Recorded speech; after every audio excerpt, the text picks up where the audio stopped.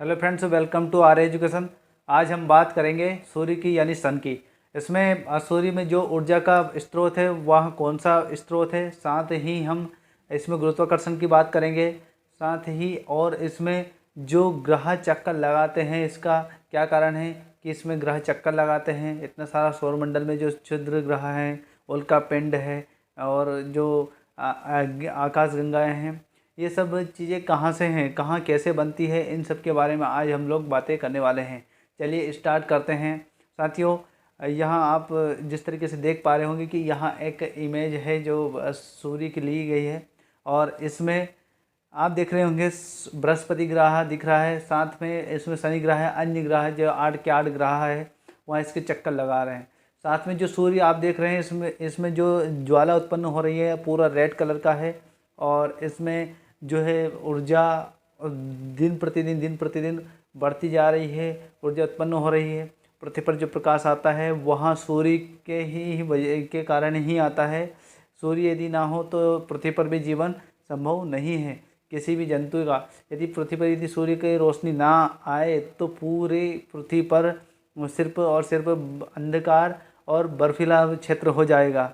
ये सूर्य की वजह से ही है जो हम लोग का जीवित है, या पूरे प्राणी जगत में जो जीवन दिख रहा है, या अन्य ग्रह जो तारे हैं वो भी इसी की वजह से ही चमक रहे हैं। जो सौरमंडल के जो ग्रह है वो सभी इसी की वजह से ही जो है चमकते हैं।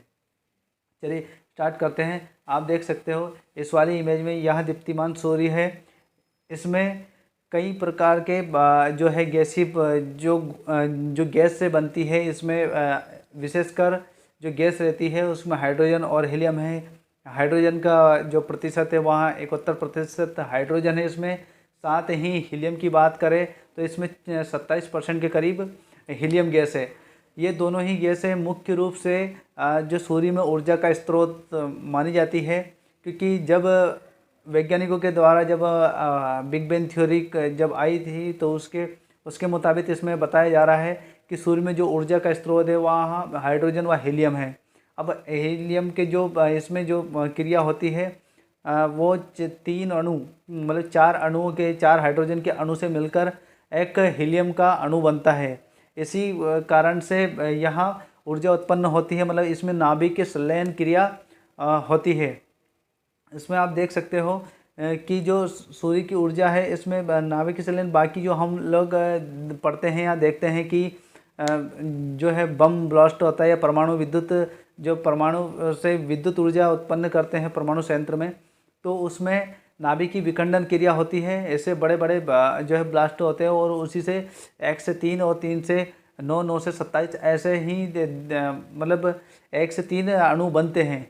वो नाभिक की विखंडन क्रिया होती है। जहाँ तक बात करें सूर्य की, तो सूर्य में नाभिक की संलयन क्रिया होती है, मतलब 3 अणु 4 अणु मिलकर एक जो है 4 हाइड्रोजन मिलकर एक हीलियम का निर्माण करते हैं, मतलब इसमें नाभिक की संलयन क्रिया होती है। इससे जो है हाइड्रोजन एक पावरफुल अणु है और इसी कारण से इसमें जो ऊर्जा का स्रोत है जो दीप्तमान दिखता है वह सूर्य में हाइड्रोजन की ही के वजह से इसमें जो है ऊर्जा उत्पन्न होती है। साथ ही हम बात करेंगे, देखिए सूर्य की बात करें तो सभी को ऐसा लगता होगा कि भाई सूर्य ही ब्रह्मांड का प्रमुख है। नहीं, सूर्य ब्रह्मांड का प्रमुख नहीं है।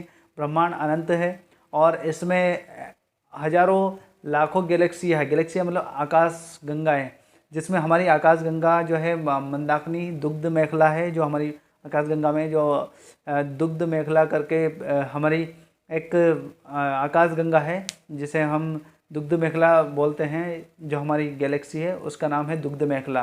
तो इसमें जो सूर्य है, सूर्य से इस दुग्ध मेखला के केंद्र की दूरी 30,000 किलोमीटर है। 30,000 प्रकाश वर्ष के 30,000 प्रकाश वर्ष दूर स्थित है। और साथ ही इसमें जो है अनगिनत तारे हैं। दुग्ध मेखला में भी अनगिनत तारे हैं, लेकिन इस दुग्ध मेखला का सबसे बड़ा जो तारा है वो है हमारा सूर्य ही सबसे बड़ा तारा। सूर्य एक ग्रह नहीं है, वहाँ एक तारा है और तारे में ही ऊर्जा उत्पन्न होती है, ना कि ग्रह में। ग्रह में किसी भी ग्रह में ऊर्जा उत्पन्न अपने आप से नहीं होती है। सिर्फ तारों की जो वजह से ही इसमें ऊर्जा दिखाई पड़ती है। जैसे पृथ्वी पर सूर्य आने पर ही सब कुछ संभव होता है, वैसे ही बाकी अन्य ग्रहों पर भी ऐसे ही संभव है। लेकिन बाकी ग्रहों पर अभी तक किसी पर भी जीवन का संभव नहीं है, ना ही वहाँ पर किसी मनुष्य का होने के साक्ष्य पाए गए हैं। साथ ही मंगल ग्रह एक ऐसा ग्रह है जहाँ पर कुछ तरीके से वहाँ पर जो है जीवन के प्रमाण मिले हैं, बर्फीली जगह मिली है। साथ ही वो सूर्य के साथ चक्कर भी लगाता है, जो है पृथ्वी के समान दिखाई देता है, वही उसका व्यास है, वही 24 घंटे में वो परिक्रमा करता है।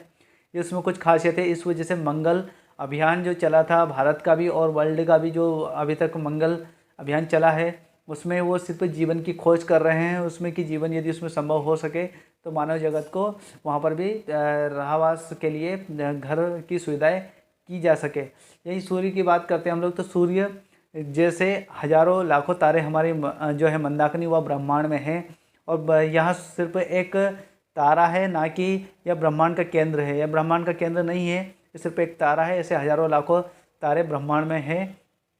तो ये जो गैलेक्सी है, इसमें इसकी जो प्रकाश वर्ष की दूरी है वो 30,000 प्रकाश वर्ष है।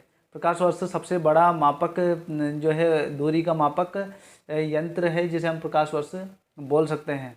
और साथ ही आप आगे देखिए, इसमें सूर्य के आसपास जो ग्रह तारे जो है चक्कर लगाते हैं, उल्का पिंड और क्षुद्र ग्रह जितने भी है, वो सब के सब जो ग्रह वगैरह ये सब उपग्रह सूर्य के चक्कर लगाते हैं। इसका यही कारण है कि सूर्य में गुरुत्वाकर्षण का होना, सूर्य में गुरुत्वाकर्षण का होना मतलब बिग बैंग थ्योरी के अंतर्गत आप देख सकते हैं कि जितने भी ग्रह है उनका निर्माण सिर्फ और सिर्फ सूर्य से ही हुआ है। और आप इसमें वहाँ जब से ही परिक्रमा कर रहे हैं, कुछ ग्रह उल्टी दिशा में गति कर रहे हैं, कुछ ग्रह सीधी दिशा में जो है गति करते हैं। मतलब पूर्व से पश्चिम की ओर जाने वाले 2 ग्रह हैं, जिसमें अरुण और शुक्र ग्रह है। बाकी ग्रहों की बात करें हम लोग, तो इसमें जो है पृथ्वी को हम आपको दिखा सकते हैं, ये पृथ्वी है। और इसमें अन्य ग्रहों की तुलना में यहाँ कुछ अलग सा दिखाई देगा आपको। चलिए, इसमें ये वाला ग्रह है जो पृथ्वी ग्रह है। वहीं सूर्य की बात करें तो ये सूर्य एक तरीके से सूर्य बना हुआ है, और ये अलग अलग ग्रह से, जैसे ये रेड कलर का ग्रह है, यहाँ मंगल ग्रह है। और साथ ही आप इसमें शुक्र ग्रह की भी पोजीशन देख सकते हो, ये शुक्र ग्रह है और ये बृहस्पति ग्रह है। तो जितने भी ग्रह व उल्का पिंड या क्षुद्र ग्रह या उपग्रह जितने भी सूर्य के चक्कर लगाते हैं, सौरमंडल में स्थित जितने भी पदार्थ या अणु हैं, जितने भी अणु हैं, वो सारे चक्कर लगाने का काम, जो सूर्य के चक्कर लगाने का कार्य कर रहे हैं, वो भी सूर्य के गुरुत्वाकर्षण होने के कारण। अब हम पृथ्वी की बात करें तो पृथ्वी से लगभग 13 लाख गुना बड़ा है सूर्य। और सूर्य का जो है जीवन काल अभी जो संभव है, जो ऊर्जा देने का समय है, वह 5 बिलियन वर्ष है। मतलब इतने वर्षों तक वहाँ ऊर्जा और दे सकता है, मतलब इसमें ऊर्जा और बनती जाएगी।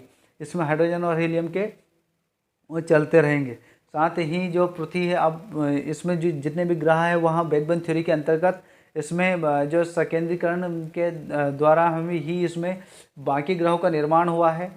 आप इसमें जितने भी ग्रह ये चक्कर लगाते हैं या अलग अलग अपनी परिक्रमा कर रहे हैं, इससे सूर्य की अलग से अलग दूरी बनी हुई है। जैसे बुध पहले नंबर पर है, जो कि सबसे करीब में है पृथ्वी के, जो सूर्य के, और यहाँ सबसे जल्दी में ही सूर्य के चक्कर लगा लेता है। साथ ही अन्य ग्रह है, जिसमें बुध के बाद आ जाएगा शुक्र, फिर पृथ्वी हमारा जो ग्रह है, और उसके बाद मंगल, बृहस्पति, शनि, अरुण, वरुण, और साथ में प्लूटो। तो प्लूटो को सन 2006 में उसको ग्रह की जो है उपाधि, मतलब उसकी ग्रह की उपाधि से हटाकर उसे सिर्फ क्षुद्र ग्रहों में नाम दर्ज कर दिया, क्योंकि वह अपनी परिक्रमा सही तरीके से नहीं कर पा रहा था, उसका कोई परिक्रमण काल नहीं था, वह किसी भी ग्रह की कक्षा से गुजर सकता था, इसलिए उसका ग्रह से वो हटा दिया गया है। सिर्फ अब 8 ग्रह बचे हुए हैं जो सौरमंडल के, बाकी सब उपग्रह है, क्षुद्र ग्रह है और उल्कापिंड है। ये सब ग्रह एक मतलब जो है क्रिया करने का कार्य करते हैं। अब आप इसमें अलग अलग ग्रह देख सकते हो, जिसमें जो ये वलय वाला कार्य कर रहा है, ये वलय वाला जो घूम रहा है, ये शनि ग्रह है।